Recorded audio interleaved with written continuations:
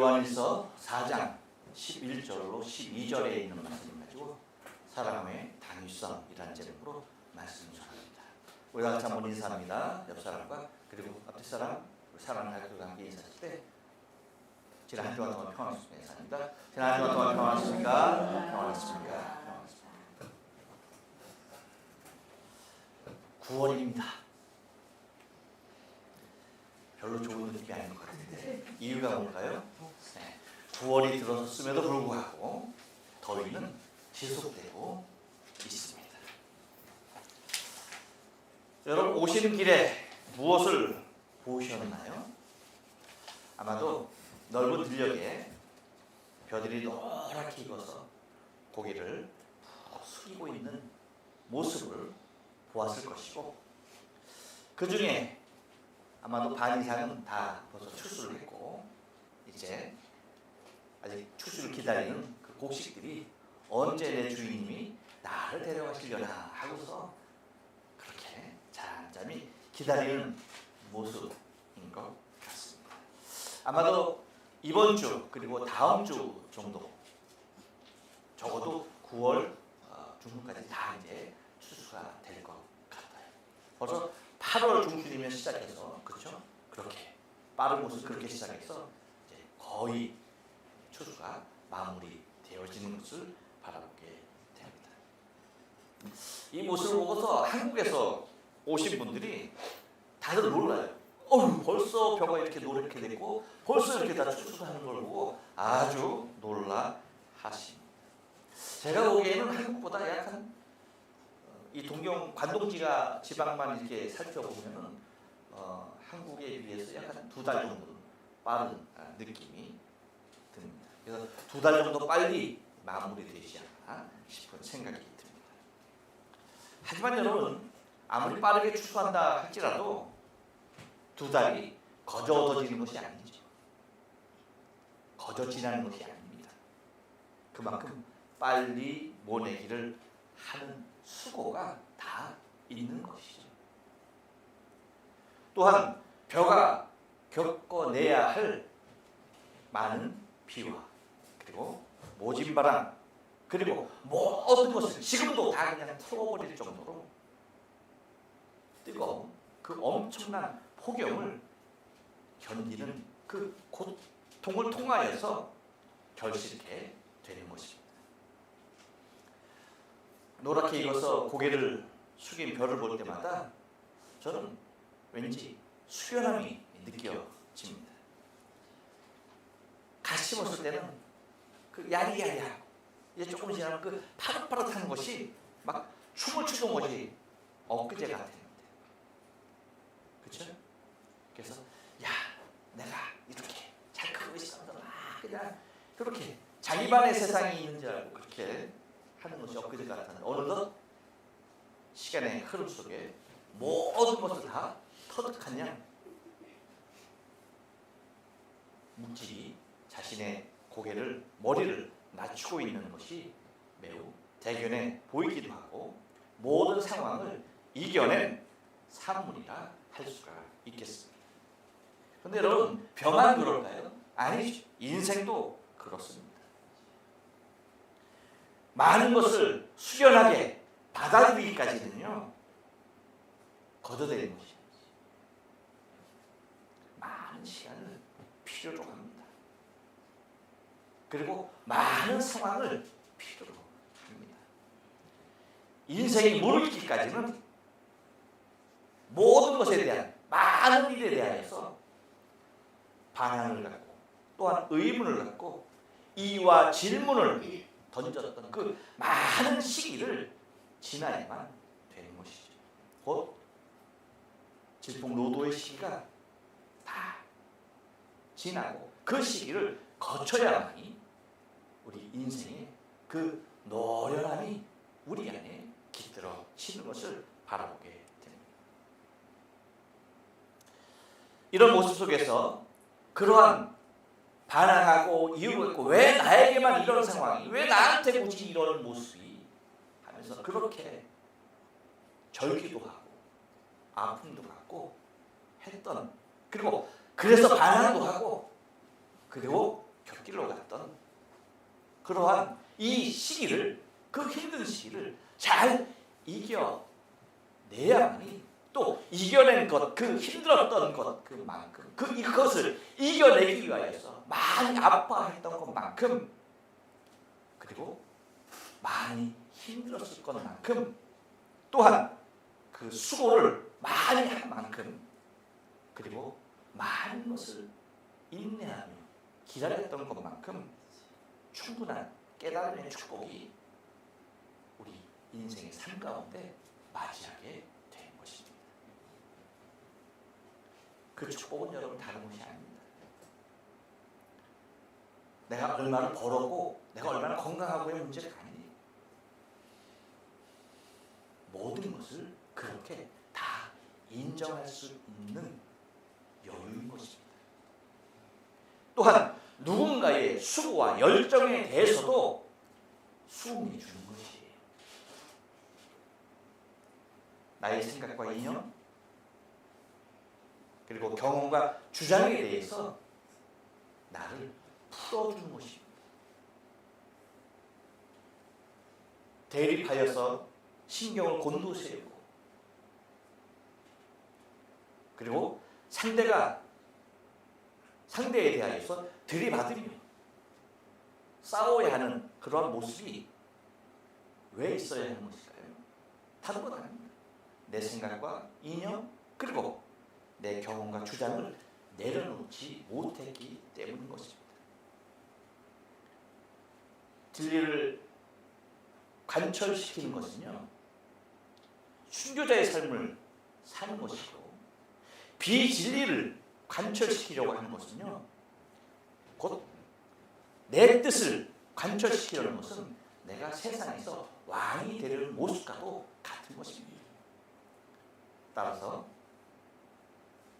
세상의 상식과 이념, 경험과 주장에 대해서 내 것을 대립시킬 필요가 없는 것입니다. 왜요? 다 지나고 나면요, 무모한 소모전일 뿐이에요. 아무런 것이 남는 것이 없어요. 어떤 유익도 우리에게 주어지지 않는다는 것입니다. 하지만 무궁한 진리에 대한 당위성을 높여가는 최고의 가치는요, 거기에 이르는 그 삶이요, 가장 멋지고 아름다운 것입니다. 또 그것이 소중한 것이에요. 따라서 인생의 무게는 모든 것을 마땅하게 받아들이는 당위성의 무게와 비례하는 것을 우리는 우리의 삶의 모습을 통하여서 경험하게 되는 것입니다. 그러므로 인생의 최고의 가치인 사랑이 지니고 있는 당위성의 무게를 내 신앙의 삶 가운데 잘 간직함이 오늘 본문을 통하여서 내게 주어지는 그 은혜로 말미암아 내 인생의 여정 가운데 사랑의 당위성에 대한 그 은혜가 저와 여러분과 삶 가운데 충만하길 원하는 것입니다. 여러분, 사랑의 당위성은요, 한번 따라서 합니다. 하나님의 사랑으로부터 시작합니다. 11절 3반절 말씀 보니까 이렇게 얘기합니다. 한번 읽어봅니다. 사랑하는 자, 시작. 사랑하는 자들아, 하나님이 이같이 우리를 사랑하셨은즉이라. 이같이 우리를 사랑하셨다라고 얘기합니다. 우리는 지난 시간과 지지난 시간을 통하여서 이같이 사랑하셨다라고 하는 말이 어떠한 의미인지 충분히 깨달아 알고 있습니다. 이같이 우리를 사랑하셨다. 어떻게 사랑하셨다는 겁니까? 독생자를 보내시기까지 사랑하신 하나님의 사랑인 것입니다. 그래서 9절에서 얘기하는 것이 뭐예요? 하나님이 자기의 독생자를 세상에 보내시니라고. 저로 말미암아 우리를 살리게 하십니다. 곧 하나님께서 당신의 아들을 보내셔서 우리를 살리신 바로 그 사랑인 것입니다. 그것이 우리를 사랑하신 모습이에요. 그것은 우리에게 나타나는, 지금 우리에게만 나타나는 것이 아니라 하나님의 그 사랑은요, 인간의 타락과 동시에 우리에게 여자의 후손을 통하여 주시는 약속을 통하여서 우리에게 선포하신 바 된 것입니다. 곧 하나님께서 만드신 우리 인생이 얼마나 당신에게 있어서 귀한 것이었는지 그 모습을 곧 원시복음을 통하여서 우리에게 제시해주고 계셨던 것입니다. 그래서 여자의 후손은 내 머리를 상하게 할 것이다 라고 하는 그 하나님의 언약을 통하여서 우리가 하나님의 사랑이 우리 안에 존재할 것에 대해서, 우리를 구속하실 것에 대해서 말씀해 놓으셨던 것입니다. 따라서 하나님의 사랑은 하나님으로부터 시작한 것이기에 그 사랑함에는 오류가 없는 당위성이 주어진 것입니다. 다시 말하면 마땅함이 그 안에 담겨져 있다는 것입니다. 그래서 지난주에 보았던 10절 말씀 뭐라고 말씀하십니까?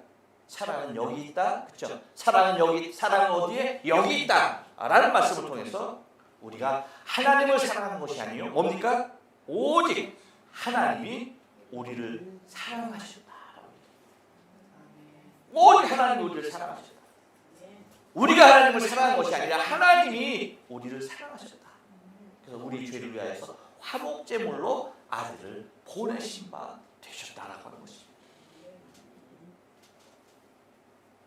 곧 사랑함의 당위성은요, 하나님으로부터 시작된 사랑이기에 너무나 당연하고 마땅한 바 된 것입니다.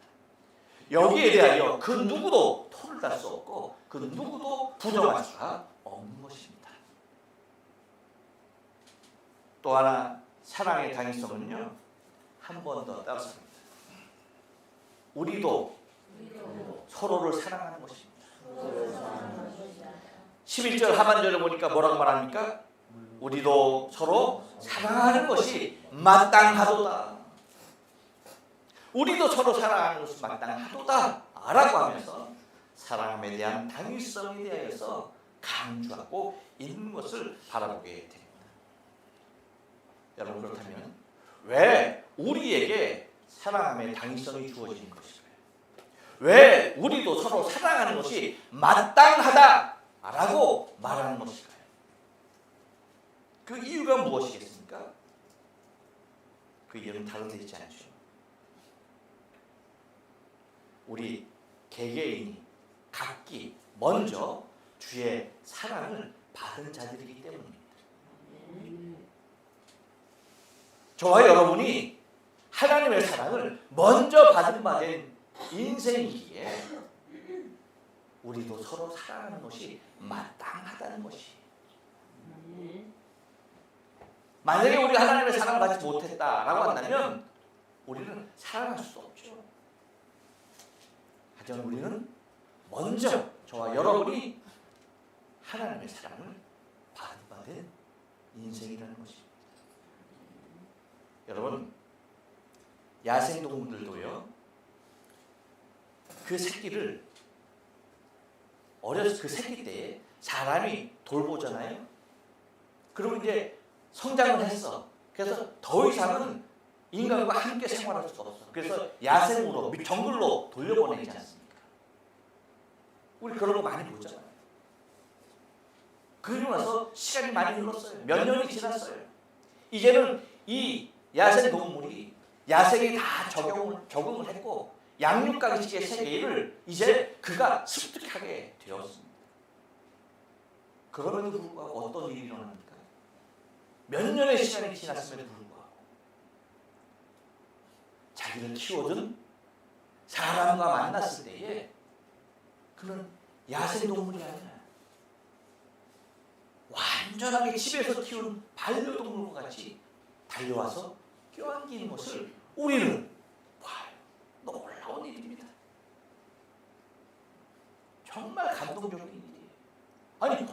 어떻게 이런 일이 있을 수가 있을까?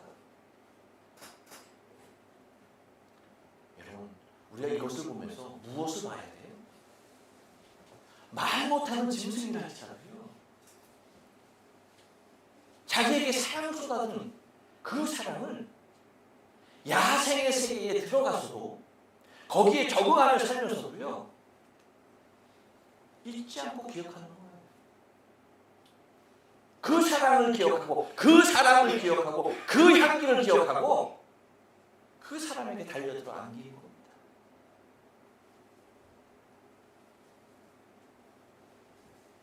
곧 자신이 누구에게 어떤 사랑을 받았는지를 기억하고 그분에 안기는 것을 바라보게 된다는 것이죠.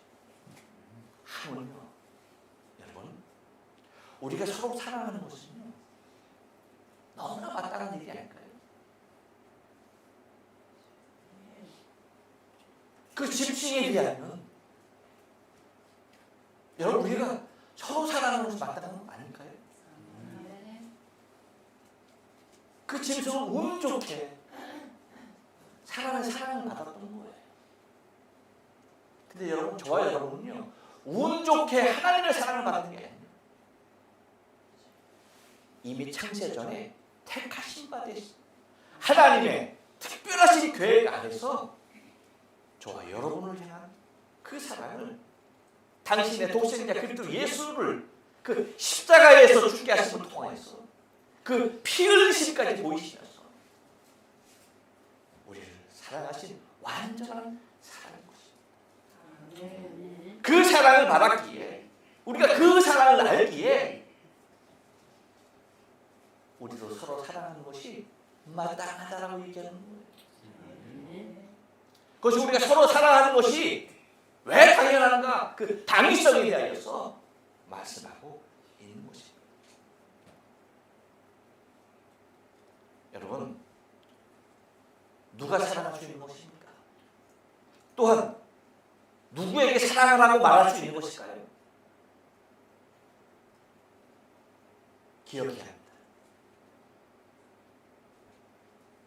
오늘 사도연을 통하여서 우리에게 말씀하시는, 우리도 서로 사랑할 것이라고 말씀하시는 이 사랑은요, 세상의 사람들에게 향하여서 말하고 있는 것이 아니에요.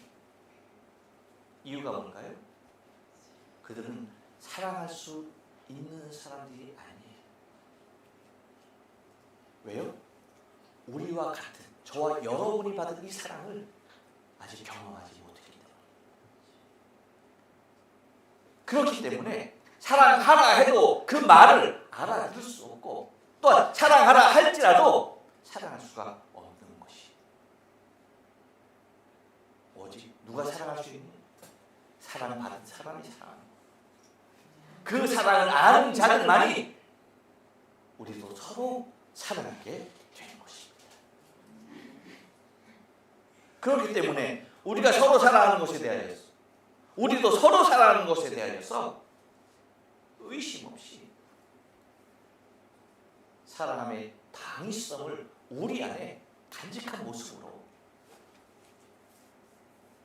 주님의 그 사랑이 내게 온 것과도 마찬가지로 마땅하게 그 사랑이 또한 저와 여러분을 향하여서 다시 가야 하는 것에 대하여 강조하고 있는 것입니다. 또 하나 사랑의 당위성을 통하여서 한 번 더 따라삽니다. 하나님의 사랑을 이루는 것입니다. 12절 말씀을 다 같이 한번 읽겠습니다. 시작. 어느 때나 하나님을 본 사람이 없으되 만일 우리가 서로 사랑하면 하나님이 우리 안에 거하시고 그의 사랑이 우리 안에 온전히 이루느니라. 아멘. 사람이 참 똑똑한 것 같지만 참 미련한 것이, 보이는 것을 너무나 의존하게 됩니다. 하지만 여러분, 우리가 기억해야 할 것은 사람의 눈에 보이지 않는다 해서 보지 못하는 것들이 보이지 않는 것이 아닙니다. 말이 어렵죠. 다시 말하면 눈에 보이지 않아도 볼 수 있는 것들이 있다는 거예요. 우리의 두 눈으로, 우리 두 눈에 보이지 않는다 해서 없는 것이 아니라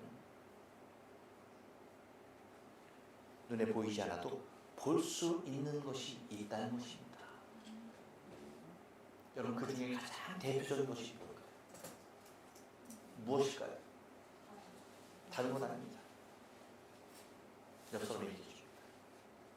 하나님입니다. 하나님입니다. 하나님 우리 눈에 보입니까? 보입니까? 보이지 않아요. 왜요?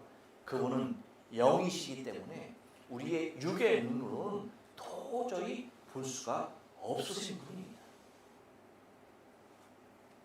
하지만 그분이 안 계시는 거예요? 아니죠. 계시죠. 그래서 오늘 본문에서 얘기하는 것이 다른 것이 아니에요. 어느 때나 하나님을 본 사람이 있다 없다? 없으되라고 얘기합니다. 하나님이 계시지 않으니까 본 사람이 없다는 얘기가 아니죠. 하나님은 존재하심에도 불구하고 하나님을 본 사람이 없다는 것입니다. 바로 우리 눈에 보이지 않아도 우리가 볼 수 있는 분이 하나님인데, 그 방법에 대하여서 오늘 본문을 통해서 우리에게 말씀해주고 있는 것이죠. 하나님을 본 사람은 없을 어떤 일은 있을 수 있는 건가요? 하나님을 만나게 되는 일이 있을 수 있다는 거예요. 할렐루야. 하나님을 본 사람은 없어. 하지만 하나님을 만나게 된다는 것이 어떻게? 이렇게 만일 우리가 서로 사랑합니다.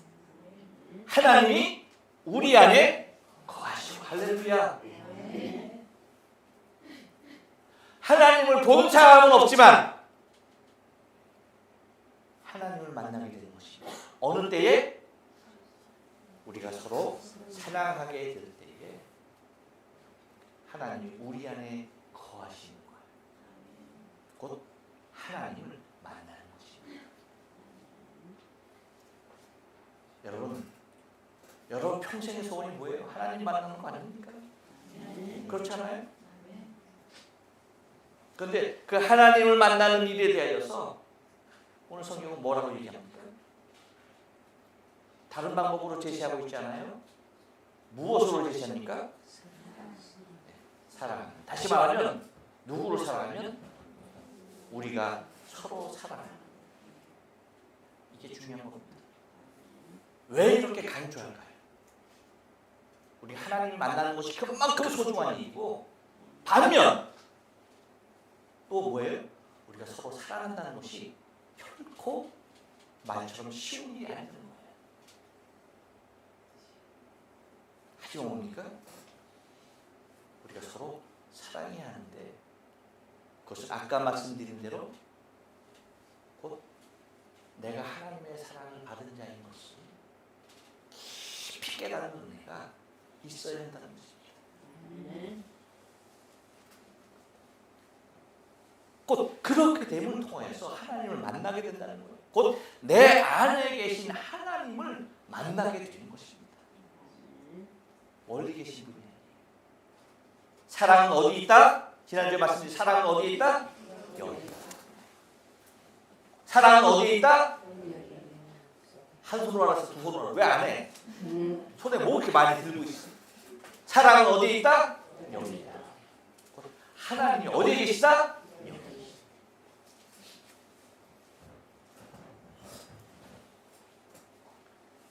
그러면 여러분 어떤 일이 일어나는 줄 아십니까?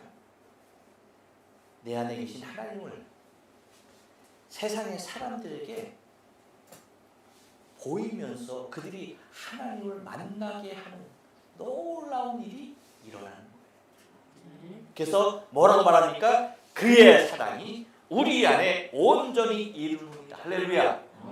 그 하나님의 사랑이 우리 안에 온전히 이룬다는 말이 뭐예요? 다른 건 아닙니다.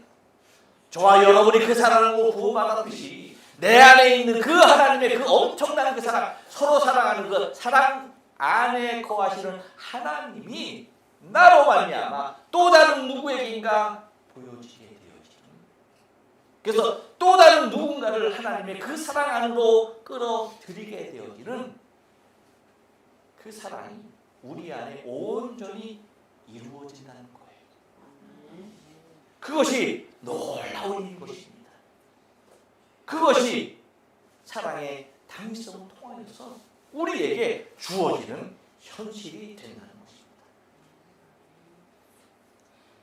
여러분, 우리가 기억할 것은 인생은요, 속히 지나가게 돼 있어요. 그리고 이것이 인생인가 깨닫게 되는 순간 어떻게 하십니까? 주님이 우리를 부르셔요. 그렇기 때문에 그 순간이 우리에게 불현듯 닥치기 전에 하나님의 그 사랑이 우리 안에 온전히 이루어지기 위해서 우리는 부단히 서로 사랑해야 되는 것이고, 그 사랑을 통해서 내 안에 계신 하나님이 세상에 비춰져야 하는 것입니다. 왜요? 세상 사람들 눈에 보이지 않으면 없는 것으로 믿기 때문이에요. 부정하기 때문입니다. 하나님을 본 사람이 아무도 없습니다. 하지만 우리는 안에 계신 하나님을 우리의 삶, 우리의 믿음, 우리의 사랑을 통하여서 충분히 그들에게 보여드릴 수 있는 것이죠. 그 모습을 얘기하고 있는 것입니다. 그것이 우리가 서로 사랑함이 마땅한 이유라고 말씀하고 있는 거예요. 곧 저와 여러분이 아버지 앞에 사랑을 받은 만큼, 곧 그 사랑이 아버지 하나님으로부터 시작된 만큼 우리가 서로 사랑하고 그 사랑이 우리 안에 온전하게 이루어짐을 통하여서 주님 오시는 날 주님을 기쁨으로 만나 뵙게 되는 저와 여러분의 신앙의 삶 되어지길 주님의 거룩하신 이름으로 축복합니다. 기도하십니다.